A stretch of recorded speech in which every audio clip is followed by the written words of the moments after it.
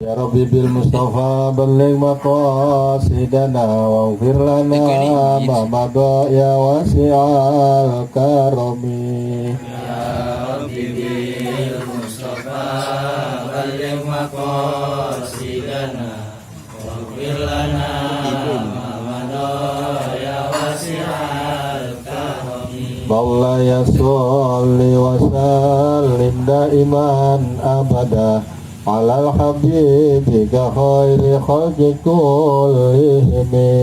Ya Rabbi bil Mustafa balligh maqasidana waghfir lana ma madha ya wasi'al karami. Wal habibul ladzi turja syafa'atuhu likulli hawlin minal ahwali muqtahimi. Ya Rabbi bil Mustafa balligh maqasidana waghfir lana ma madha ya wasi'al karami. Allahumma salli wa sallim wa barik alaihi wa ala alihi. Bismillahirrahmanirrahim. Alhamdulillahirabbil alamin. Wassalatu wassalamu ala asrofil anbiya wal mursalin sayyidina wa habibina wa syafi'ina wa qurrati a'yunina wa maulana Muhammadin wa ala alihi wa ashabihi ajmain, amma ba'd. Yang sama-sama kita hormati dan kita muliakan tuan rumah Sahibul Bait Ibu Mas'udah beserta keluarga besarnya, yang mana mudah-mudahan apa niat hajatnya diterima, diijabah, dikabul subhanahu wa ta'ala. Juga yang sama-sama kita hormati Sahibul Bait sekaligus yang punya rumah, jamaah kita, rekan kita, Abang Slamet serta keluarga besarnya. Dan yang saya hormati seluruh keluarga besar Majelis Taklim Al-Maksumiyah Malam Rebo yang insya Allah dimuliakan oleh Allah Subhanahu wa ta'ala.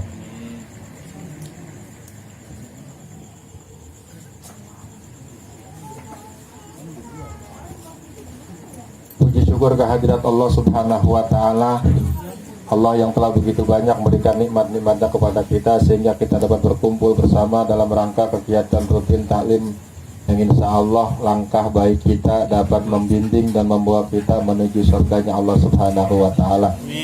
Salawat serta salam tanpa pula kita haturkan karibaan junjungan Nabi Agung, Nabi besar kita Muhammad sallallahu alaihi wasallam. Mudah-mudahan kita mendapatkan syafaat beliau di yaumil kiamah nanti.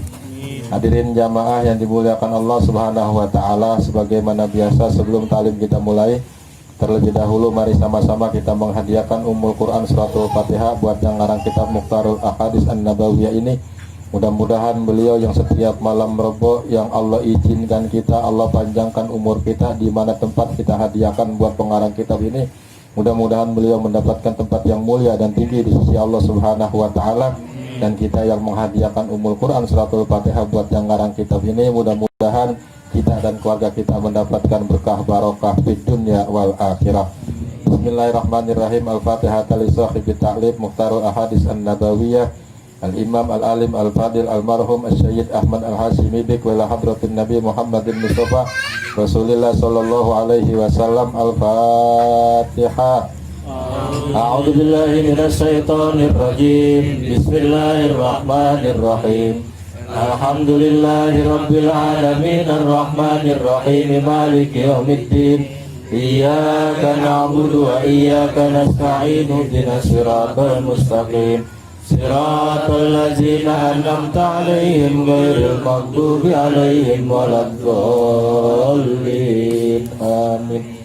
Rabbighfirli wa liwalidayya amin.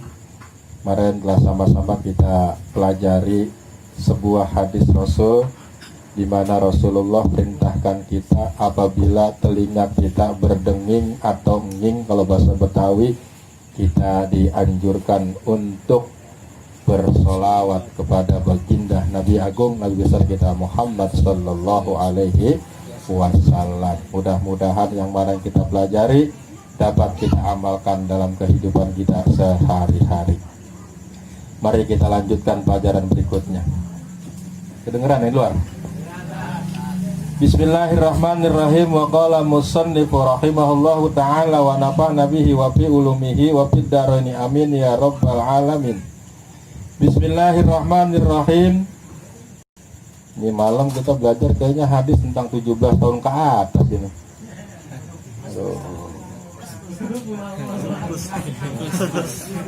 Yang belum 17 tutup kuping ya.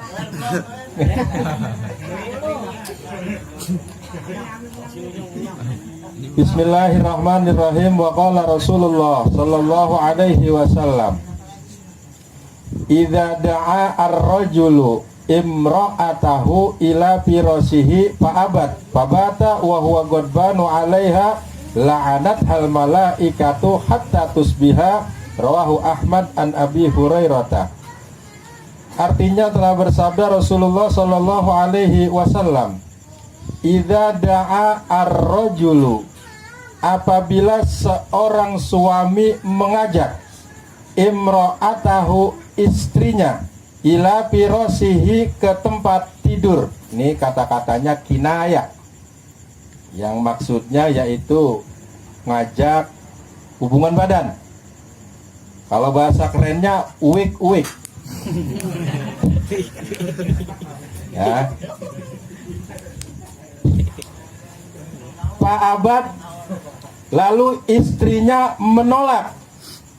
Fabata wa huwa ghadbanu 'alaiha, sehingga suaminya tertidur dalam keadaan marah, jengkel, kesel, tidak ridho terhadapnya. La'anat hal malaikatu, maka para malaikat melaknatinya hatta tusbiha, sampai pagi hari.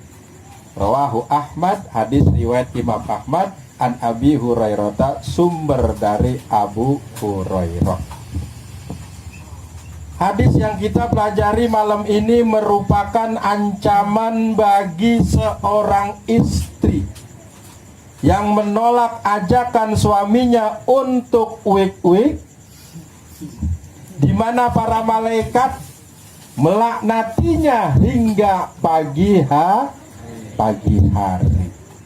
Jadi wadon yang kagak mau diajak sama lakinya, tuh istri, dia nolak diajak sama lakinya, maka dia menjadi akan dilaknat oleh para malaikat hingga pagi hari.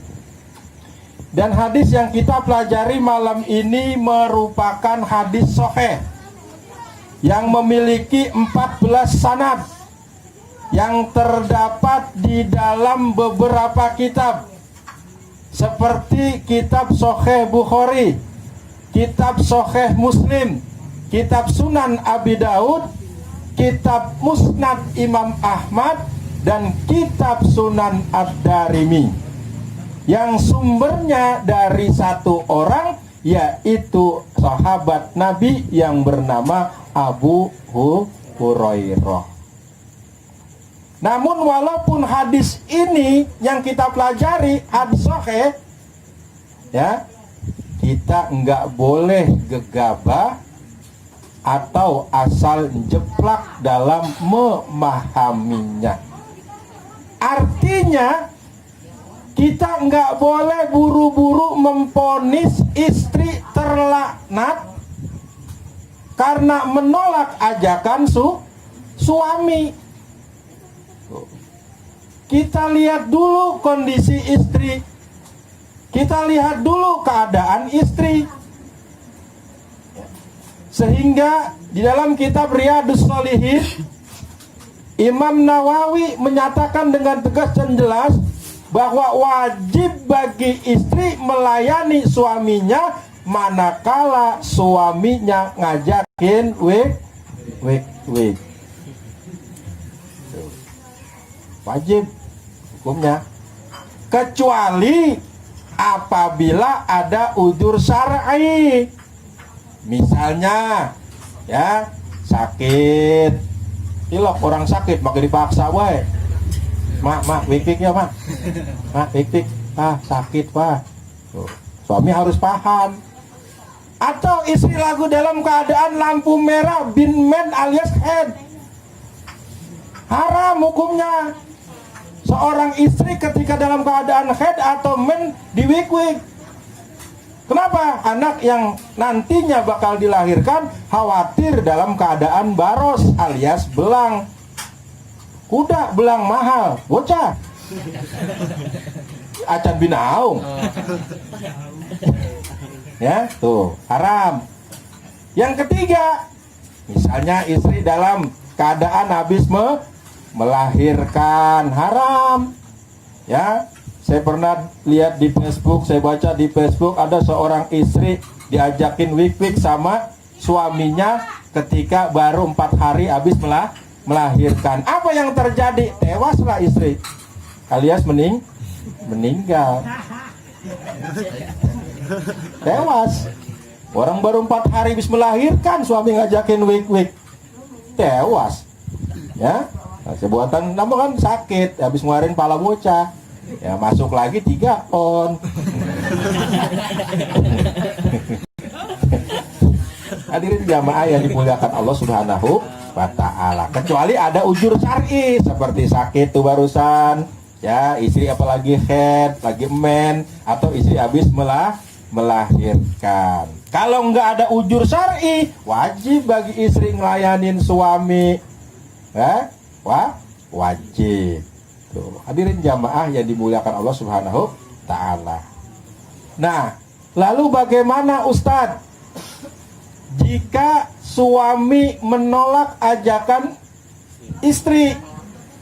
Ya, jika suami tanpa ujur menolak ajakan si istri untuk wik-wik, maka si dia alias si suami itu dihukumi zolim, berdosa dan haram, tapi tidak mendapatkan laknat sebagaimana seorang wanita atau istri yang diajak oleh suaminya untuk wik-wik menolak. Kalau laki kagak, dia hanya zolim. Kenapa? Menyia-nyiakan istri. Karena salah satu tujuan daripada pernikahan tidak lain tidak bukan, salah satunya adalah saling menyalurkan hasrat dan keinginan. Suami ada hasrat, suami ada keinginan, kalau udah sah salurkan sama istri. Istri ada hasrat, istri ada keinginan, salurkan dengan suami.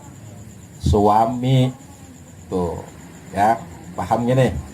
Iya. Kenapa? Karena laknat para malaikat tersebut merupakan ancaman agar seorang istri taat, agar seorang istri patuh, dan agar seorang istri nurut apabila si suami ngajakin wik-wik. Oh, itu ya. Padahal hadis yang kita pelajari malam ini merupakan hadis yang sangat indah kalau para istri memahaminya. Ya, coba kita lihat lagi kata-katanya di hadis. Idza da'a ar-rajulu, apabila seorang suami mengajak imro'atahu, istrinya, ila firasihi, ke tempat tidur, diajak kemana? Diajak kemana? Diajak ke tempat tidur, bukan diajak naik pohon kelapa, bukan. Bukan diajak naik gunung, bukan. Bukan diajak dorong motor, bukan diajak bersihin mobil, ya, bukan diajak bersihin WC, tapi diajak ke tempat tidur. Diajak ke tempat tidur, kok tempat yang indah masih menolak, mau bagaimana lagi? Diajak indah tuh istri, diajak enak kok pada nolak. Makanya para malaikat melaknatinya hingga pagi hari. Kenapa? Diajak enak, bukan ke tempat tidur, tempat yang paling enak, tempat yang paling indah di rumah. Nggak ada lagi tempat yang paling enak di rumah selain tempat tidur. Orang kalau udah jeplak tempat tidur, ilah lo udah kayak di surga. Begitu. Tuh. Makanya ini hadis yang paling indah bagi seorang istri kalau dia memahaminya. Diajak kemana? Diajak ke tempat tidur, pada nolak. Ya. Ayolah para istri, apabila suami ngajakin week-week, ya, jangan kadang-kadang alasannya banyak banget. Ada baik diajakin sama suami, maaf Pak, lagi nggak mood. Maaf Pak, lagi mager. Lagi manyong. Iya. Kadang-kadang suami ada di rumah, pas kebetulan ada di rumah, suami ngajak, istri masak sayur lama-lama, istri nyapu lama-lama, istri ngelonin bocah lama-lama. Akhirnya suaminya udah kagak pengen, ketiduran. Tuh. Gawat ini, bahaya istri semacam ini. Selalu menolak ajakan suami. Kenapa? Rumah ente nanti penuh laknat. Makanya wahai para suami nih, saya pesan para suami, lu masih pada bocah, belum jadi rakyat lo.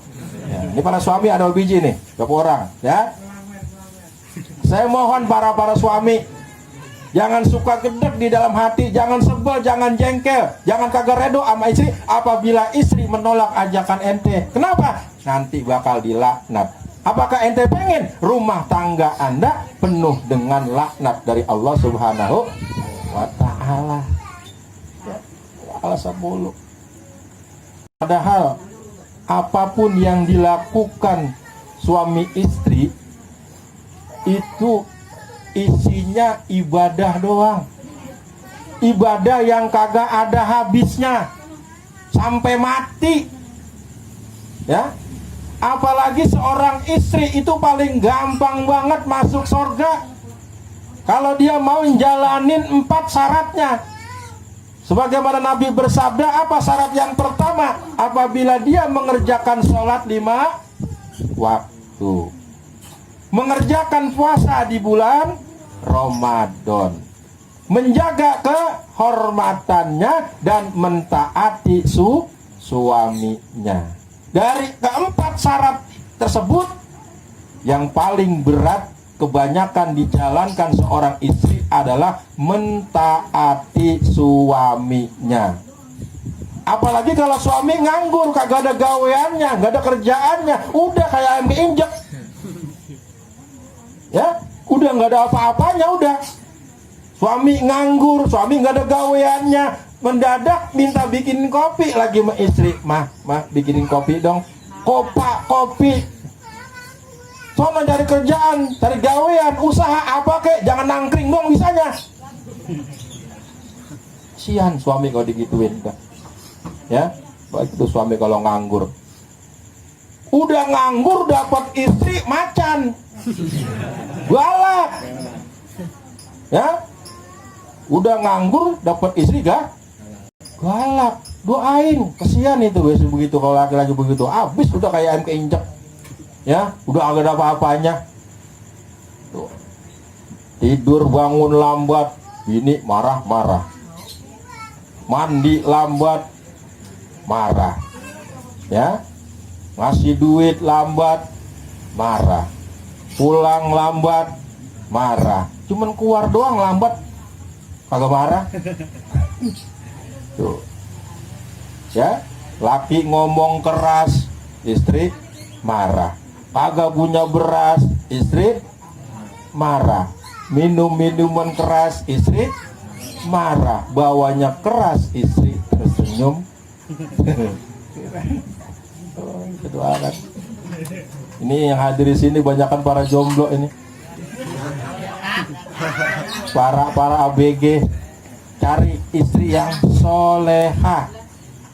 Ya. Biar sederhana kecantikannya, tapi kalau soleha enak, taat.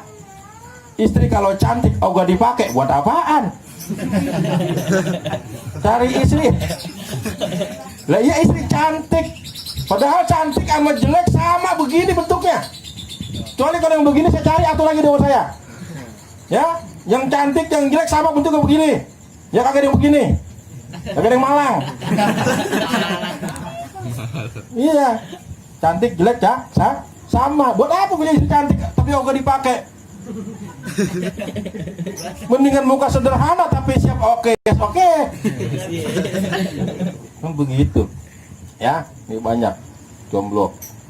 Ya, mulai sekarang tekad, niat, kuatin. tahun ini saya mau nikah. Tuh, tahun ini saya mau nikah. Ya, niat tekad buladin. Oh, jangan diundur-undur. Kalau udah pengen mau nikah, ketemu orang doain ya, besok saya insya Allah mau nikah. Jangan diundur-undur. Ya, hadirin jamaah yang dimuliakan Allah Subhanahu wa Ta'ala. Ya. Makanya hadis yang kita pelajari malam ini sungguh ya hadis yang sangat indah bagi para istri apabila dia memahaminya tentang hadis ini. Mau diajak kemana sih? Diajak ke tempat yang enak, ke tempat yang indah, yaitu tempat tidur. Kok masih nolak? Kok masih ogah? Ayo, ya. Hadirin jamaah yang dimuliakan Allah Subhanahu wa Ta'ala. Nah, kemarin jadi hadis yang kita pelajari malam ini merupakan ya kalau bahasa kasarnya laknatan, kutukan. Ya, apa sih laknat itu?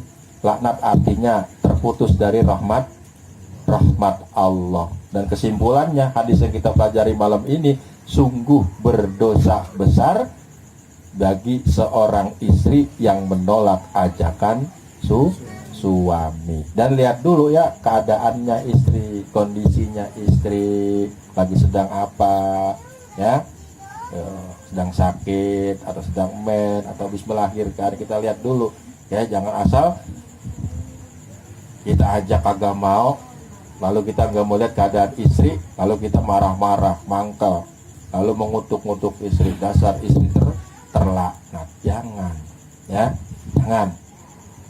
Karena itu yang masih muda-muda carilah wanita soleha, ya, sebab wanita soleha itu adalah perhiasan terindah dunia. Sebaik-baiknya kesenangan, sebaik-baiknya perhiasan adalah wanita soleha. Cari wanita soleha. Pendamping hidup ini penting, ya. Pendamping hidup ini penting karena tujuan daripada nikah selain mensalurkan hasrat keinginan kita, ya. Di samping itu jika kita berumah tangga ini untuk agar rumah tangga kita hidup harmonis, mawadah dan warohmah, penuh keberkahan daripada Allah Subhanahu wa Ta'ala. Ya, sudah, mudah-mudahan yang kita pelajari malam ini tentang sebuah hadis di mana Rasulullah Shallallahu alaihi wasallam bersabda, "Idza da'a ar-rajulu imra'atahu ila firasihi," apabila seorang suami mengajak istrinya ke tempat tidur, artinya hubungan badan, fa'abat, lalu istrinya menolak, fabata wa huwa ghadbanu 'alaiha, nah, sehingga suaminya tertidur dalam keadaan jengkel, marah, ya, la'anat hal malaikatu, maka para malaikat melaknatinya hatta tusbiha, hingga pagi hari. Pahamin ya, mudah-mudahan ada hikmah, ada manfaatnya, sedikit kita pelajari. Wallahu a'lam bishawab.